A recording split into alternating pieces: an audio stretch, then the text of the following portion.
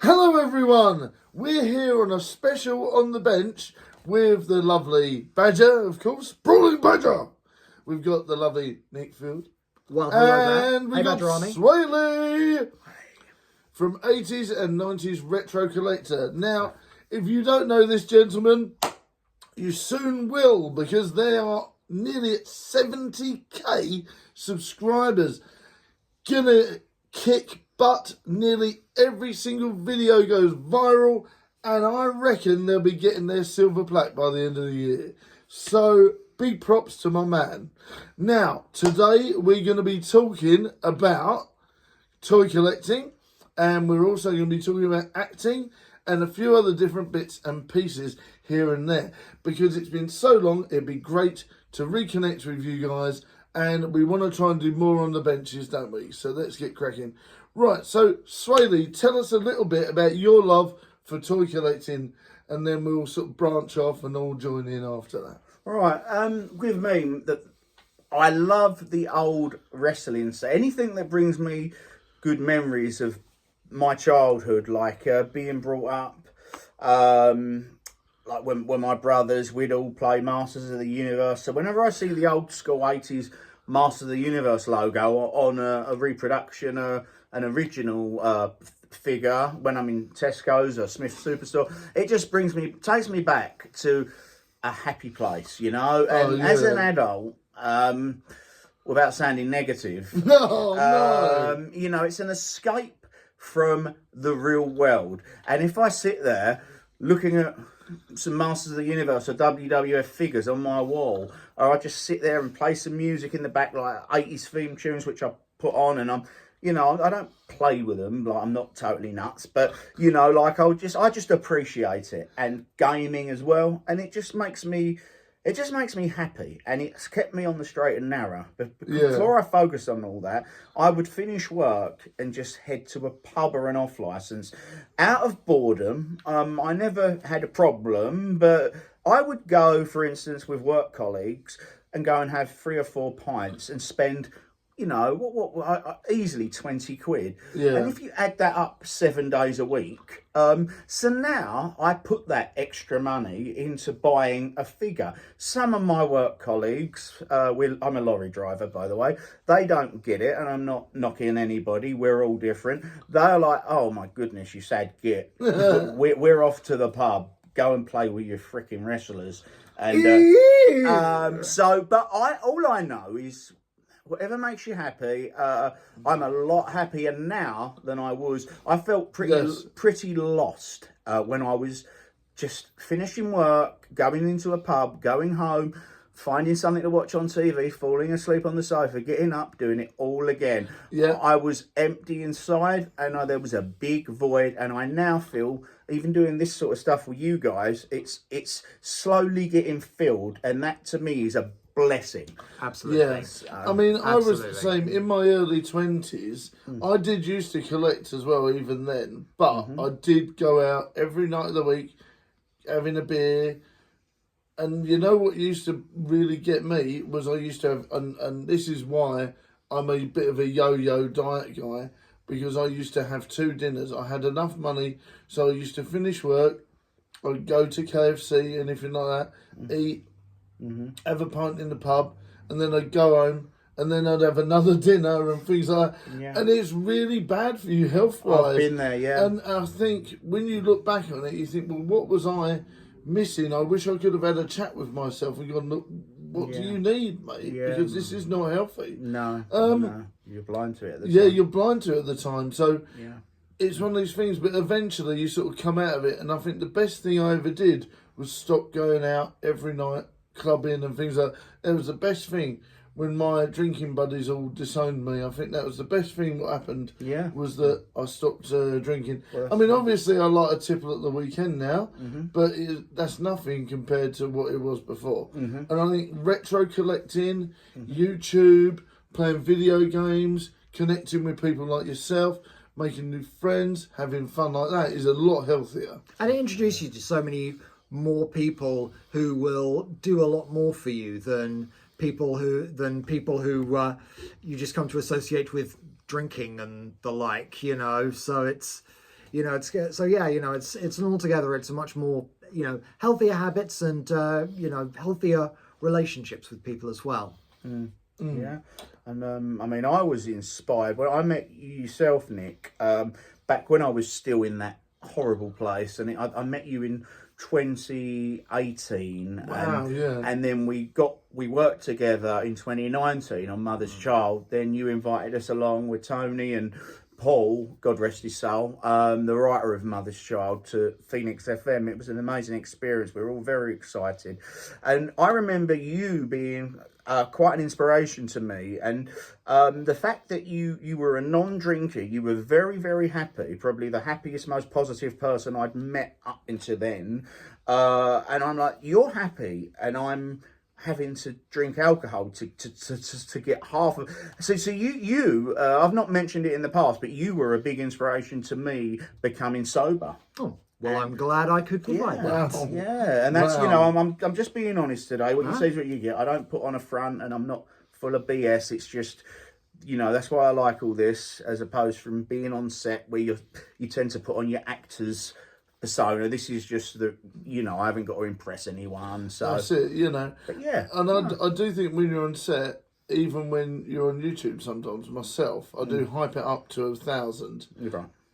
But, sometimes on the bench gives us time to be real and a bit more chilled, Yeah. which is good. But yeah, honestly, we had some great experiences. I've been on the radio with Nick, not in person, but I've done interviews with them.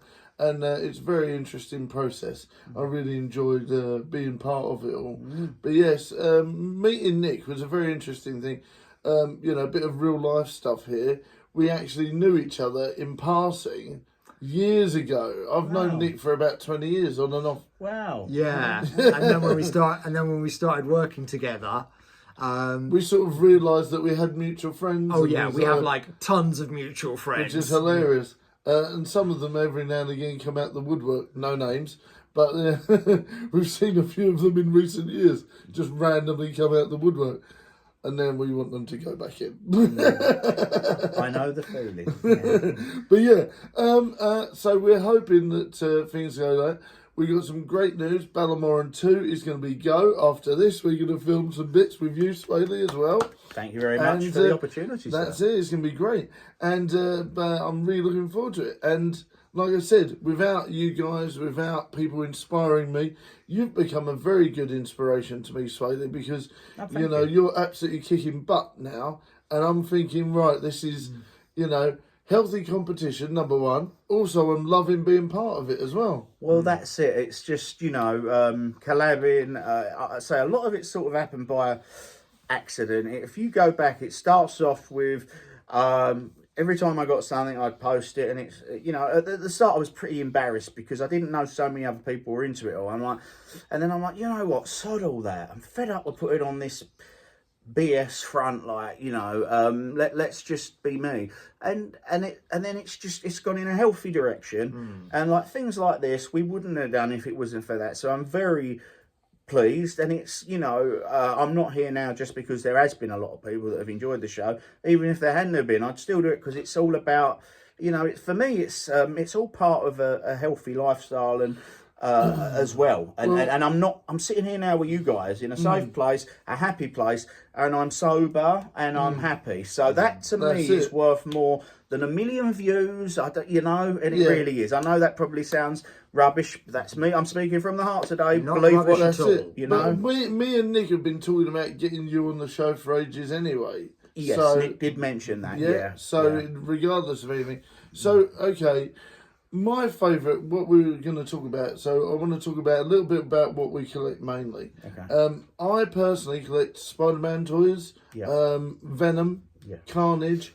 Lots of them are 80s and 90s Toy Biz ones. But if I find a modern one loose, I will pick it up if it's cheap enough. Yeah.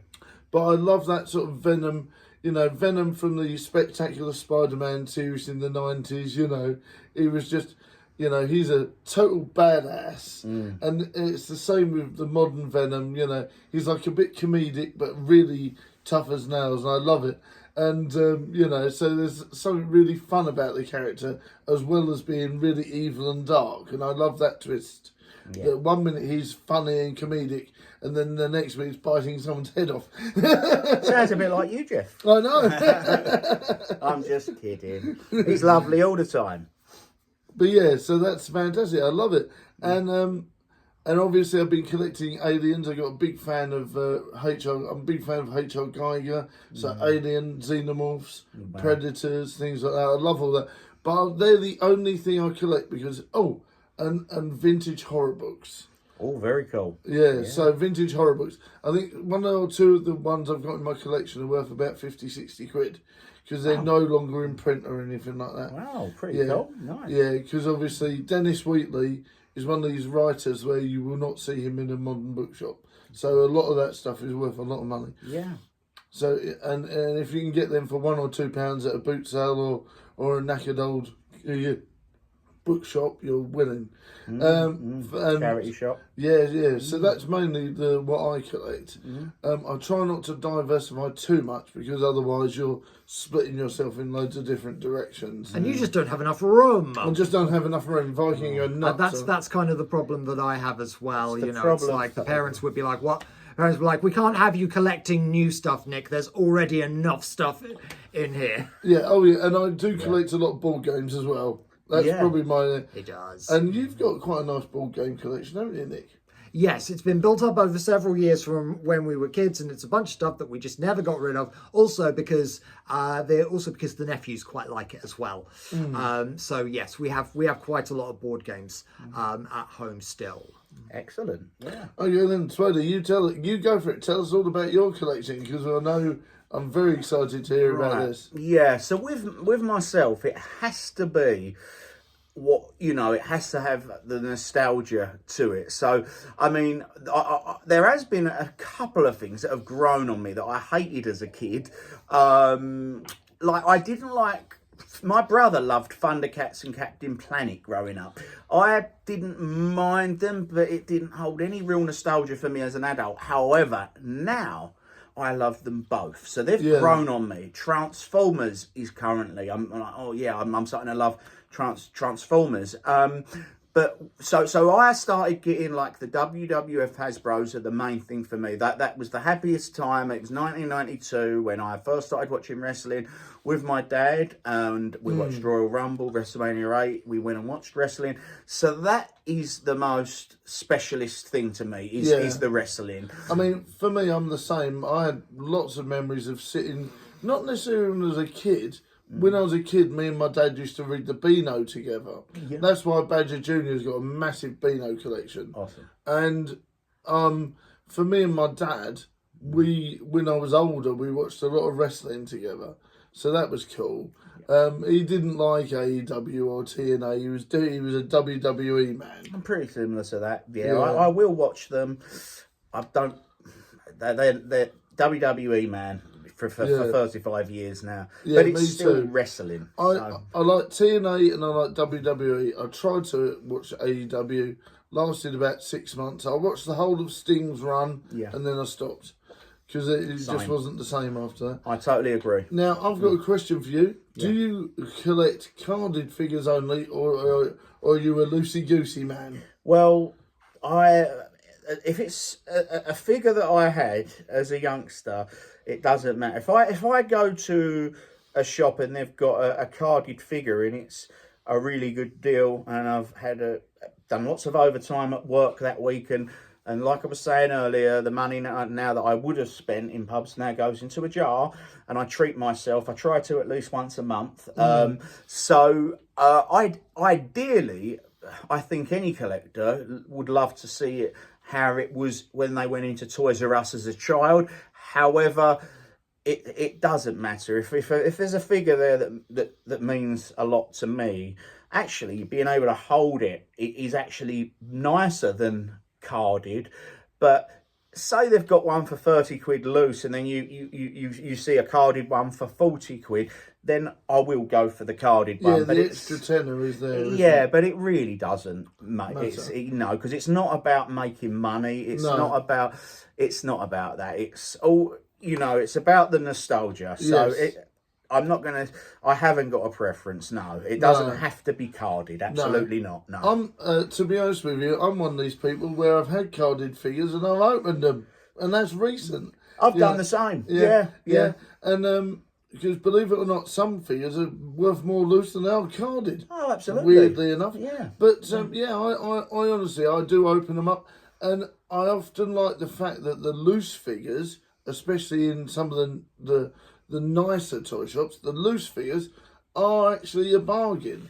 Like if you go to that place in Battlesbridge, what's it called? Nerd Base. Nerd Base. They got an excellent amount of loose figures, Yeah. and they're affordable.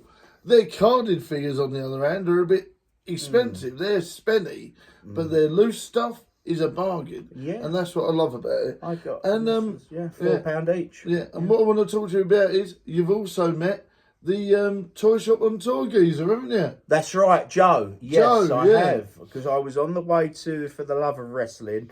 Been meaning to go for 3 years, and the opportunity this year came, and I thought, I can actually go. And it was like, it's going to be a long drive. I'm like, look, if you don't go, you're going to be kicking yourself like you were last year, counting down the days.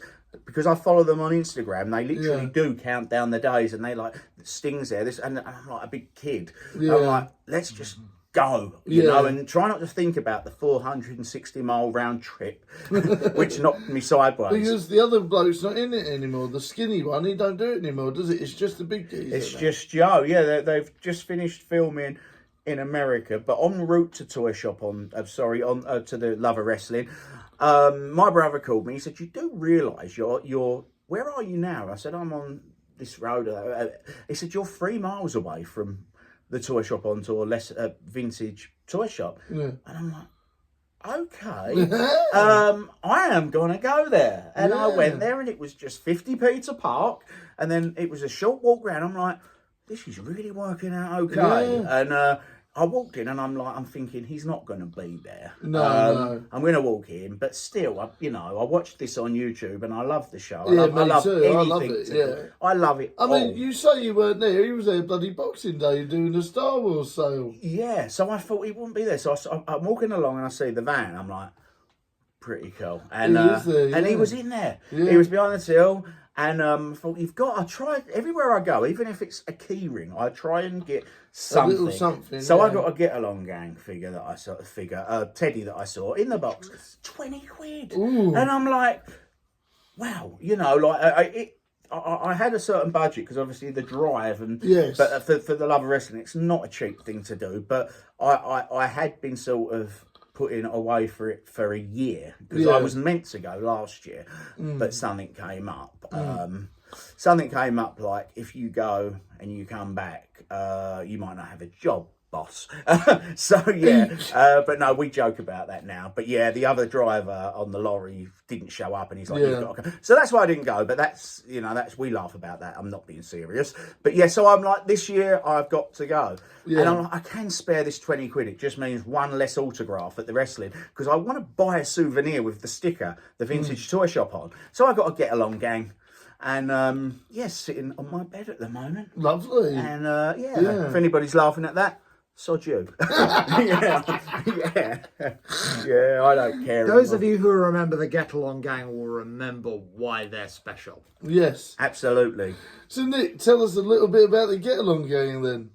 The Get Along Gang were one of my favourite cartoons from the 80s. It was a bunch of kids in Green Meadow who just basically all get together and it was kind of like an effort to try and get kids the importance of getting along with people. Oh. So yes, it was all very Get Along, and we're the real life Get Along Gang. And which one? He's the one with the skates on. So. My favourite one. That's it. Yes. I personally don't remember this. So right, well, you're going to have to go and get educated. I mean, you look back at a lot of the Get Along Gang now, and it's like one of them seemed to have a gambling problem. one of them was really vain. One of them was far too sporty and competitive. Sounds like Saved by the Bell. Yeah, Beverly Hills 90210. It sort of predated both of them. Oh. So so it's all. So yes, all very interesting. And Yes. to be honest with you, it's like every time there's a big major sporting tournament, I'm just like, oh my goodness, there's a bunch of zipper cats turned up. And yeah, Zipper Cat is like the personification of the internet these days because he's a cat. He has retro value and he's far too competitive for his own good and completely overestimates his own abilities. Yes. We all know someone like that. And yes. Sorry, Okay, Nick. that's a bit uncalled for. I was pointing to him. But yes, look up the Get Along Gang. Great forgotten cartoon from the 80s. Indeed. Right. Also, so, I won't sing the entire thing for you. Carry on, Jeff. okay. Also, right. Also, well, I want to quickly bend Sweddy's ear about the WWE meetups he managed the other day, and then I want you two to talk a little bit about your experiences with acting, because we've got about 10 minutes. So, Swaley, if you tell us a little bit, you met Carmelo Hayes, is that correct? That is, yes. Right, so I was looking at going to see SmackDown, and I checked it out online, and the only tickets that were available were £2,700. So I'm like, okay, there's got to be a mistake here because No. I don't want to book a holiday to Florida to see it. I want to just go to the hotel. Yeah, honestly. But no, they were honestly 27. Honestly, yeah, 30 grand for WrestleMania. People are now saying that next year they're a bit like, you know, because a lot of people, that's a once in a lifetime thing. I think that the tickets have more than quadrupled. They have, yeah. It definitely makes it a rich man's game, doesn't it? Well, I imagine so, yeah. You know, I mean, the average fan would not be able to afford 30 grand. No. That is a year's worth of salary to some people. Well, that's a deposit on a house, isn't it? So That's mad. So yeah, so this is how it happened. I was looking, and I thought, let's see, because I went the previous year. It cost me £83, and the seats wasn't bad. So that has literally that's more than quadrupled. Then. Well, it has the whole Netflix taking over thing. I mean, I've noticed as well, watching their content on YouTube, they put an advert in every 6. I attempted to watch the Royal Rumble 92, my favourite one, the first ever wrestling event pay-per-view I ever watched, where Ric Flair won. Love it, Yeah. seen it 1,000 times. I thought, oh great, it's on YouTube. This is before January the 6th when they put it all on Netflix.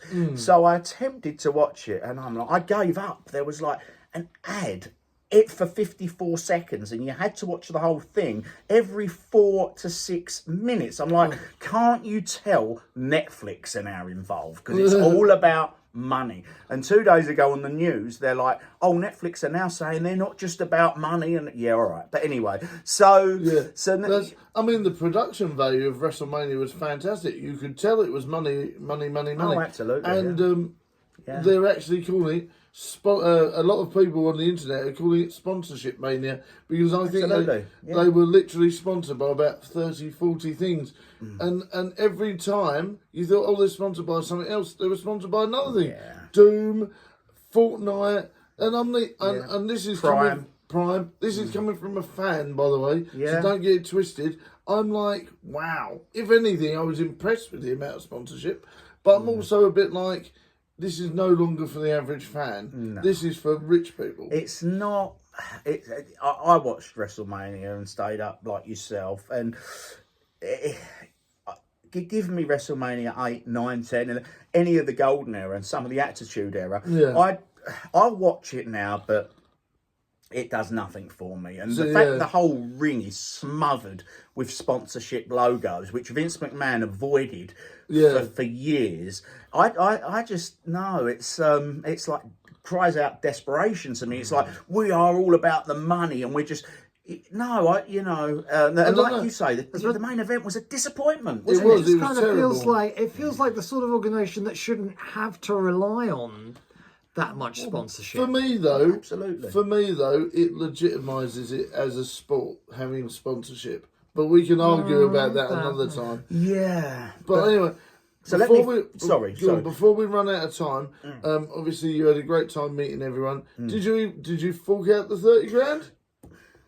I'd like to have 30 grand, but Me I was too. just going to get If to you- how if I you- met him. If you want to figure out how much money I've got in mine account, it works with £9 and pounds. Probably £9 more than a lot of people at the I moment know. with the cost of living crisis. I there. know, yeah. Yeah. Anyway, yeah, get to how you met Carmelo. Yeah, sorry for dragging it out, guys, That's and all right, you that's guys all as right. well, if I'm boring We're anyone. okay. Everyone's going to love these stories, don't So I looked online. I thought, I went last year. It was a house show, Raw.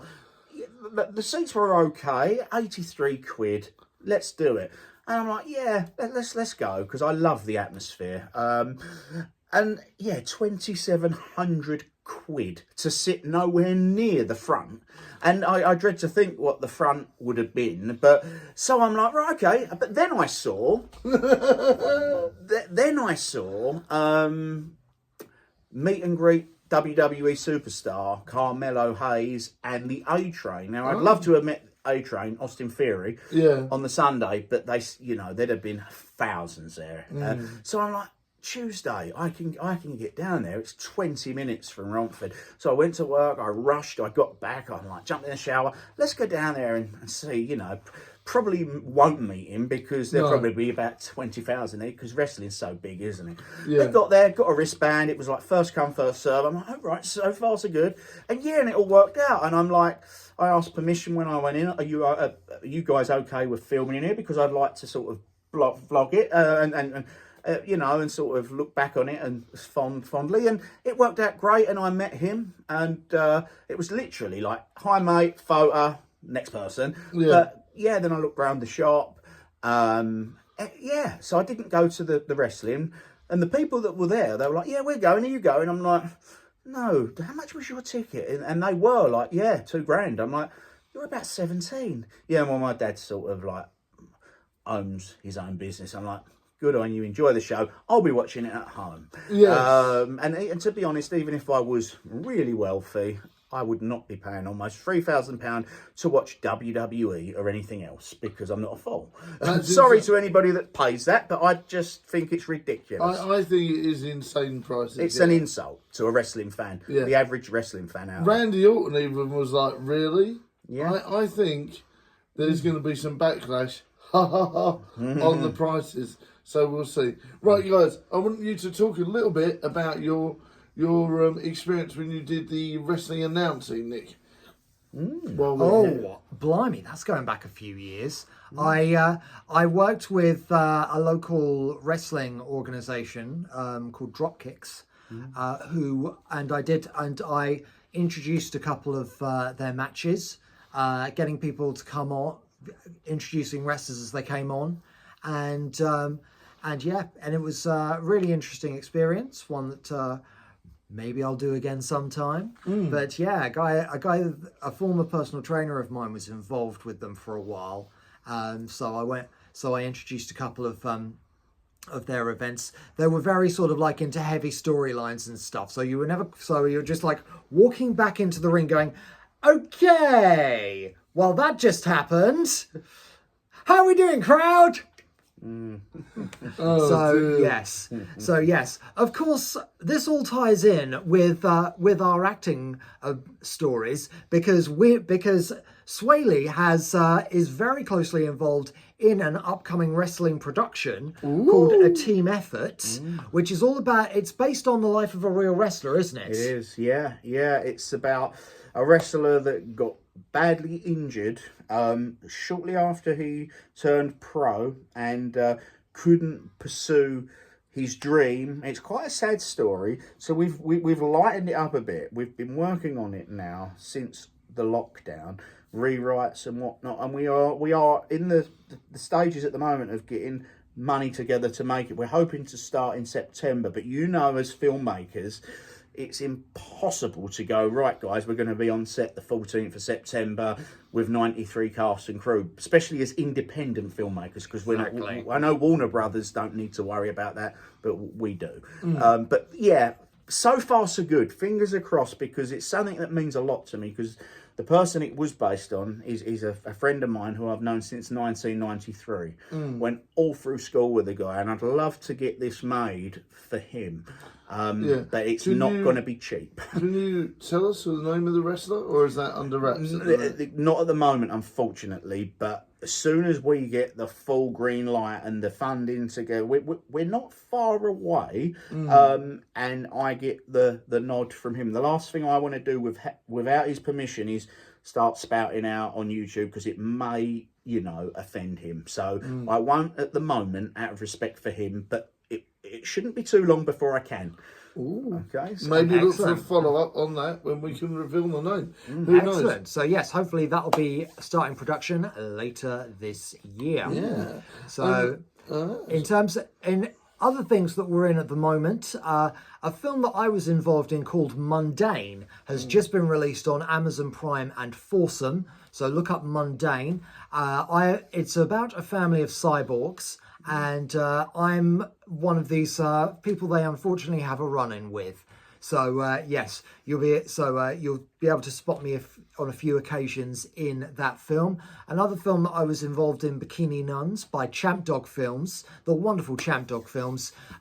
It has just been released on Cinenet, the YouTube channel, so look that up as well. And hopefully another film that I did with them last year called Mermaid's Curse 2 will be out soon as well.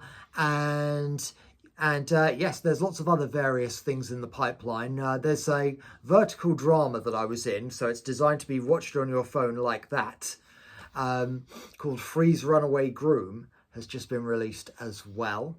And yes, lots of other random stuff coming up soon as well. And of course, unlimited Essex FBI features. Oh yes. And of course, one of my personal favourites in recent years has to have been Essex FBI Investigates Spook Chat. That was one of my favourite ones so far. And Was that the one we filmed in the car park? yes, Yes. yes. It was just kind of like, oh my goodness, he just wants us to keep going. It was brilliant. So yes, the majority of that was completely improvised, and I had no idea how much longer it was going to go on for. And of course, we had the legendary fishing one that we did the other week as well, which was another one. And my direction was, don't worry, follow my lead. We're going to be fine. You'll notice the cues. Good old Nick. He Right. says that to me rather a lot. Yes. Good old Nick. yeah. And, Good old Nick. and Good old follow Nick. my lead, Follow my lead. which And I on that really note, should not do right now. thank you very much for watching, guys. Look after yourselves. Keep safe. Keep well. Much love, everyone. And we'll see you next vlog, video, stream, movie, or short. Big shout out to the lovely Nick for joining us for another legendary on the bench. And a big shout out to our new co-hosty wibbly person, fingers crossed, because I'd love to have him on there more. The pleasure. lovely Swaley. Thanks for Indeed. watching, guys. See you all next time, and don't forget to comment and say hi. And if you can, donate via Super Chat. Get yourself a lovely, lovely, lovely membership, or of course, get a cameo. Hooray! See you all next time. Bye.